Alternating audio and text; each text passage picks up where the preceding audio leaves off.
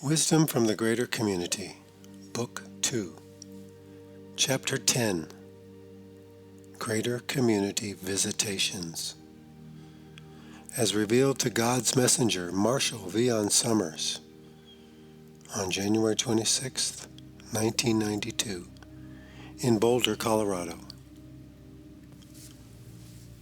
Greater community visitations to the world is a very important subject. But it is difficult to describe because it accounts for so many different things. Let us say at the beginning that the world is certainly being visited by different groups for different purposes. There are some groups who wish to assess your technology, to learn about your nature, and to determine your biological codes, which will tell them about your temperament and predispositions. Others are coming here to determine whether you are capable of engaging in commerce and trade. Still others are coming here to look for the ancient depositories and to utilize and recruit those who show some skill and knowledge of the physical environment to help them do so. The fact that your world is being scrutinized is now becoming undeniable, although many people still deny it. The evidence is mounting every day.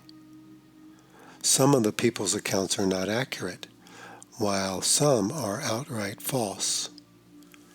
Yet many are true, although their descriptions are subjective and incomplete. The world is being visited. The world is being scrutinized. Meanwhile, human beings as a whole go about their lives as if nothing else were happening. And indeed, in many parts of the world, the difficulty of life and the conflicts occurring within cultures and between cultures are quite sufficient to dominate people's attention. Yet, in the midst of all of the normal occurrences in human life, the greater community is emerging. You could say humanity is emerging into the greater community, but humanity is not going anywhere. So, for practical reasons, let us say that the greater community is emerging into humanity. The effect of this will be tremendous and will take generations in order to have its full impact. The implications for human thought, human institutions, and human ideologies are so vast and so total that it is difficult for people now to even imagine what this might mean. Human beings live in a very subjective universe according to their own understanding, which means that the universe is governed primarily by human impulses, human sentiments, and human motivations. The fact that this is not true and will demonstrate itself to be untrue will have a great impact on the way people think and the kinds of assumptions they will make about themselves and the world around them. Surely, this must change what people consider to be true. Interaction with other intelligent life that does not share human motivations, human morals, or human sentiments will have a very great impact. Who is visiting you? You have allies, you have observers, and you have enemies. Your enemies are not what you usually consider to be an enemy, for they do not wish to conquer you directly. They only wish to use you for their own designs, which, in effect, will conquer you. They know about the mental environment, and that is why they are so effective in controlling people's experiences, or at least in limiting people's awareness. We have provided steps to knowledge in order that people might develop their experience and understanding of the mental environment. Not only does this further people spiritually and provide the foundation for them to lead more fulfilling and more rewarding lives, it also gives them first-hand experience in the mental environment. For here you must have development, And here you must make progress in order to engage with other intelligent life in the greater community. Remember that other intelligent life has made the journey to the world so clearly. They are superior in their technological achievements. Also, they must deal with other races in the greater community to a certain extent, and so they have become very clever in their understanding of the mental environment, or the realm of thought. The more objective human beings can become regarding themselves and their environment, the greater will be their ability to discern and eventually to control the mental environment in which they live. This is not meant to be used as a weapon, but it can be very important in terms of defense. Some of the more lurid accounts of extraterrestrial encounters clearly point to the fact that the mental environment is being largely controlled by them. People are mystified as to how others could have this impact upon them, how they could be so manipulated, and how they could be so helpless in the presence of another intelligence. Clearly, human beings interacting with one another need only have very limited development in terms of the mental environment. People are still very much engaged in brute force and subterfuge with one another.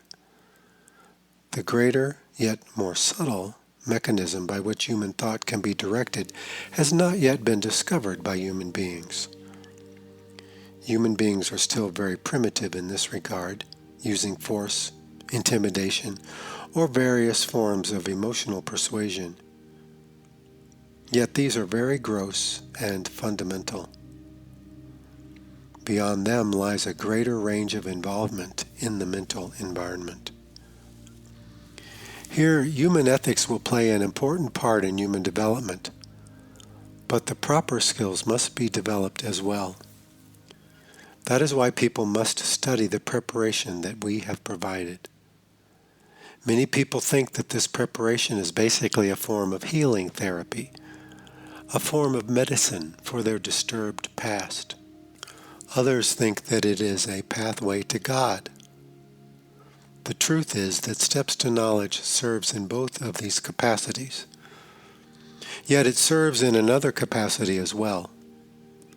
It begins to prepare people to understand the mental environment.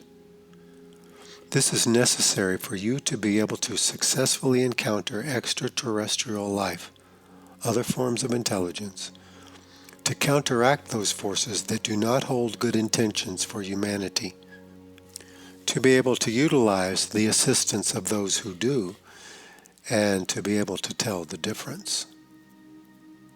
This requires a well-trained and prepared mind, a superior form of intelligence, which human beings are capable of achieving under the right circumstances and with the proper assistance. The fact that knowledge is present in each person is the essential factor. Yet, knowledge alone is not enough. A person's personal mind must be cultivated and developed to become a vehicle for knowledge, and a person's attributes and qualities must be cultivated as well. Otherwise, knowledge is still only a potential. Knowledge is speaking to people all the time, but they cannot hear it. It takes a great deal of development on the personal level in order for knowledge to have true efficacy. Therefore, we are most emphatic in encouraging you to engage in the development of knowledge according to the methods that are being provided. Do not alter these methods in any way. You must simply accept them, use them, and practice them to the very best of your ability. If you alter them, they lose their effectiveness. The error here is that people think that they understand what Steps to Knowledge is for. It is either seen as a form of psychotherapy or as a spiritual path alone. Any spiritual path contains elements of psychotherapy, and anything that is truly therapeutic engages people in their spiritual life. Yet, We present this curriculum at a very important time. We present it, and this teaching as well, to prepare human beings to engage with other intelligent life successfully. To do this, you must be developed spiritually and have attained greater understanding and abilities. If for a moment you were outside the world observing it from a distance, you would indeed see how vulnerable human beings are and how little they know about the mental environment. Though human beings think they are wonderfully complex and very unpredictable, the truth is that they are very predictable and are not really that complex at all. Once you understood their behavior through observation and learned enough about them genetically, then you would have a good idea of what they would do given certain kinds of influences or circumstances. This investigation is currently going on.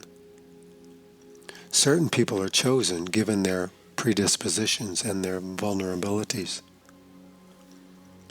They are used like laboratory animals, so to speak. The will of the investigators is not malicious. It just does not have human ethics. You are regarded as interesting, potentially dangerous, and possibly useful subjects for study. In much the same way human beings study the behavior of animals, without a great deal of regard for the animal's well-being, human beings are being studied in the same way. There are human traits that are valued and human traits that cannot yet be understood by those who are undertaking these experiments. Those forces that are determined to assist humanity are not carrying out these experiments. Now, many people do not want to hear this information. They want to stay in the realm of psychotherapy, which is all about thinking better, acting better, and feeling better. Others want to engage in the quest for God. To them, all these kinds of things are distractions from a greater journey they feel they must take. Still others are fascinated by the things that I am speaking of, but are not interested in the spiritual or the psychotherapeutic aspects. They want to understand why these things are going on, what it means, and how they can become involved or how they can keep from becoming involved. Different kinds of intentions are found here, and different kinds of conclusions as a result. Yet life goes on, and the fact of the matter is that human beings are being scrutinized and studied. Many of the demonstrations that are made and the evidence that is left behind are to enable those who are studying human beings to have a greater understanding of how humans may respond to actual encounters. This is testing the waters, so to speak. There are only a few people who are aware of these circumstances and who, through their own insight and self-restraint, are coming to realize that this situation is indeed very difficult. Though perhaps many people think that there is other life and intelligence in the universe besides themselves, very few people in the world are aware of what is occurring. The greater community way of knowledge is now being introduced. People don't know what to make of it. It is not only a spiritual preparation. It is not only a form of therapy. It speaks of all these other things which seem so troubling in a way and so mysterious. Some people encounter this information and they are somewhat startled by it all. What does it mean that the world is being visited? Should I run for cover? Should I lay out the welcome mat? Should I live in fear? Should I live in joyful expectation? The answer is to develop a superior intelligence and to gain access to knowledge, which is your spiritual mind, for it contains the wisdom and the guidance that you will need to negotiate life successfully, both within the context of human interactions and in the context of interaction with other intelligent life as well. The answer is found by learning about the mental environment and by bringing your life into harmony and balance so that you can engage in a greater form of preparation. This is what is called for. Clearly, living in joyful expectation is not adequate, for there are indeed forces at hand that are not benevolent and are using human beings for purposes that do not support the well-being of humanity. What is called for is responsibility, wisdom, certain forms of empowerment, and a greater understanding of what intelligence is and how it interacts in its different forms. The world is emerging into the greater community of worlds. The greater community is here now, but human beings are unprepared. Human beings are vulnerable. Human beings are so self-preoccupied and have such a subjective view of life that when something encounters them or is in their environment that is not part of their inventory of ideas or does not meet with their expectations, there is either denial or there is partial awareness, either of which can be dangerous. The greater community way of knowledge is a spiritual preparation for those who realize they are living in a greater community. It is a form of psychotherapy for those who realize they must gain full access to what they know and to all of their mental and physical resources as they exist at this moment. The greater community way of knowledge is a preparation for living in a more intelligent and in some ways more complicated universe. To react to the presence of other intelligent life using the current thinking of humanity would lead to unwarranted and unfortunate conclusions, whether the approach be positive or negative. What is required here is objectivity, discernment, and restraint, the kinds of qualities that are difficult to attain but which are so important, both within the normal range of life here and under extraordinary circumstances as well. This is the greater community way of knowledge. It is meant to prepare people to live in a greater community of life. You do not need to go aboard a spaceship and fly to a distant planet to live in the greater community. You live in the greater community right now. You have always lived in the greater community. You are not isolated. There is no isolation for the world. The greater community is emerging for you. There are forces here to help you and forces that will hinder you. How do you tell the difference? How do you discern this? How can you respond? How do you protect yourself? How do you establish lines of constructive communication? How do you break lines of destructive communication? The answer to all of these questions requires a greater preparation for the mind. It requires people to become uniform within themselves, balanced, sensitive, capable, responsible, able to act effectively, and able to restrain their actions. It requires extraordinary development for extraordinary circumstances. Without this preparation, people will respond in predictable ways, and their responses will largely be governed by their own personal needs. Even if evidence is collected and events are correlated, there must still be the question, why is this happening? Science cannot answer that. Reason cannot answer that. Wishful thinking cannot answer that. Fearful self-protection cannot answer that. What can answer that? You must ask this question with a different kind of mind, see with different kinds of eyes, and have a different experience here. This will unravel a great deal of the mystery about your life. It is what is happening beyond humanity that is the context for humanity's understanding of itself. This is an important idea. Until recent times, most of the people who ask deeper questions only thought in terms of people's interactions with one another and with the natural forces of the world. Much speculation has also been generated regarding humanity's relationship with the divine. There has actually been more progress made in this last category than in the other two. But the fact is that humanity lives in a larger context. Humanity is not the centerpiece of the creation, only one of its developing aspects. This represents a tremendous breakthrough in understanding. This represents a great threshold in self-realization and the ability to effectively engage with the world.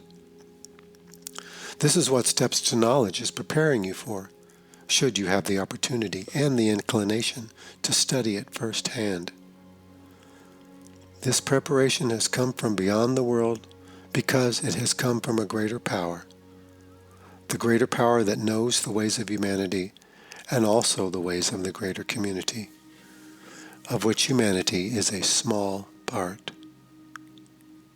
Do not react with hope. Do not react with fear. Respond with knowledge. This requires preparation. Where will you find this preparation?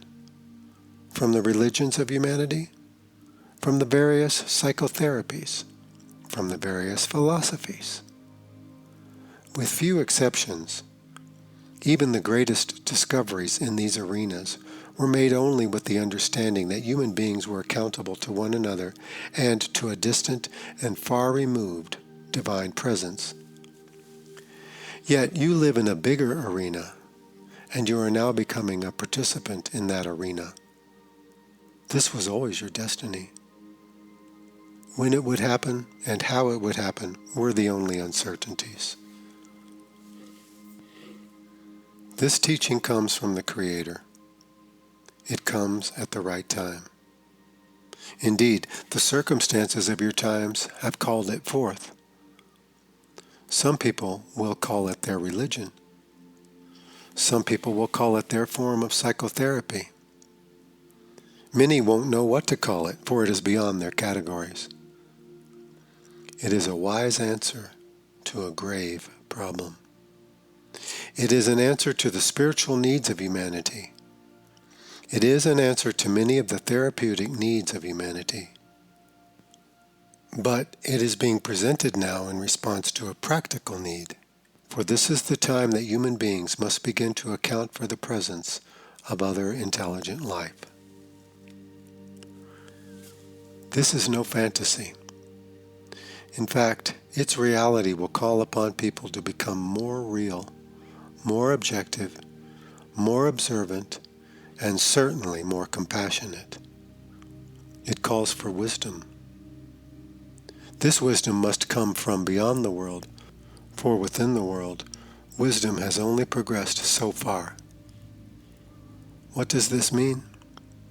This means that there is wisdom beyond the world that can serve the world. You cannot hop in a spacecraft and go find it. Therefore, it is being sent to you. The wise amongst you will have the opportunity to witness in the course of your lifetime a remarkable series of events, not only within human societies, but within the whole world as well. The predicament that you are in regarding the greater community will call for wisdom and will require it. That is why the preparation has been sent. Many people, of course, will not be able to undertake the preparation, and many of those who do will fail or get lost along the way. But the preparation is here. It is important in this discussion that I am presenting that you begin to realize certain basic realities and the need for your development that this calls upon. Without this development, you will be a helpless participant in a larger interaction, and the will and the intent of others will prevail over you. As you have recognized in the history of your world, competition for land, wealth, and power has had many unwanted results. In the greater community, there is competition for land, wealth, and power. But there is also competition for intelligence. Intelligence being a highly valued commodity. The greater the intelligence, the greater the acquisition of wealth and power by those who seek it with this intent. Intelligence is also sought after by the wise, for with intelligence there can be education. With education there can be advancement, and with advancement there can be new understanding and new behavior. We are here then to promote this. The gravity of the circumstances and situations that I have alluded to only serves to point to the necessity that this information be taken seriously and that true preparation be undertaken by those who are prepared to do it. All that we are sharing with you is to lay the foundation for a greater understanding. A greater understanding is necessary if you are to engage in a greater life. The greater community represents a greater life. It requires that you be prepared for the future, for your future will be quite unlike your past. Contact with the greater community will certainly determine this to be true. To make this transition successfully requires your development. It requires a greater understanding of life and of the motives which determine the direction of intelligent life in its own development and in its interaction with others. This happens within the context of your own personal relationships, as well as within the context of your relationships with those beyond the human family. This includes your relationship with the natural world, to plants and animals, all forms of life. A greater experience here will give you greater abilities, which are being called for now. Amongst the wise in many places in the greater community, there is the idea that wisdom requires a form of retreat. What does this mean? It means that the more powerful that one becomes, the greater one's discernment, vision, and understanding, the more one must withdraw from life. This means that as the wise progress, their gifts become more refined and more intrusive on the lives of others. The providers here must be more discerning and more careful as to when, where, and how their gifts are given. Because intelligence is a wanted commodity in the greater community, the wise must retreat in order to protect themselves and their gifts, for they would indeed be regarded as highly useful and desirable by those who seek to use these commodities. So, a natural progression of events leads the wise to withdraw. This enables the wise to have greater effectiveness. But it is quite confusing to human beings who feel that all power must be used as expediently as possible. Yet, in the mental environment, this is disastrous. Just like the expedient use of power has proven disastrous in the way that people interact with their physical environment.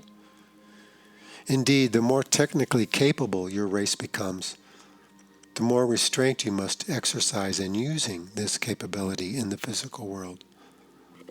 The more potent you may become in affecting others within the context of your personal relationships, the more restraint you will need to exercise, and the greater must be your discretion.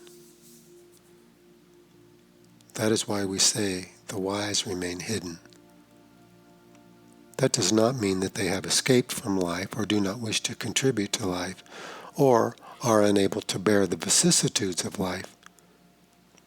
This means that they must withdraw to a vantage point where their gifts can be preserved and where the recipients of their gifts can be identified and most effectively served. This presentation of wisdom is an invitation for you to learn the ways of wisdom.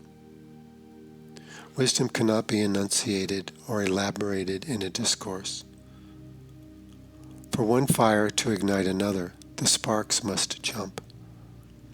I offer sparks, not fire.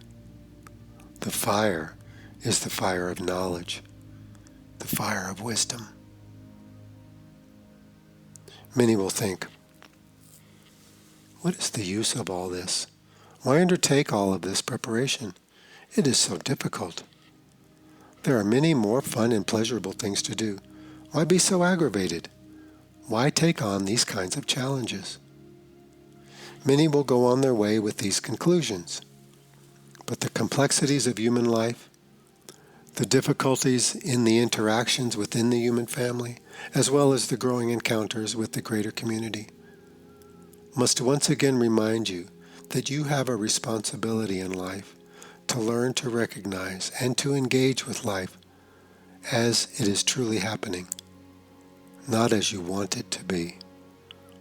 This understanding yields a great sense of self and inner value without demeaning anything else. In fact, it is the foundation for a truly satisfying life. Satisfying lives are the result of meeting great challenges successfully. A great challenge is upon you now. Is it a blessing or is it a tribulation? Is it a means for redemption or a great nuisance? How you answer these questions will determine how you position yourself with life, with yourself, and with the greater community in which you live now and in which you have always lived. I leave these questions with you to contemplate. Do not be satisfied with familiar answers. Instead, think of what this is asking of you. Consider this deeply. This is my invitation. This is the invitation to learn of the greater community. While human beings are struggling to have wisdom with one another, now they must have wisdom to engage with life on a larger scale. Any advancement made in this direction will enable each person who is so developed and so engaged to enjoy the most minute aspects of life more completely with greater fullness.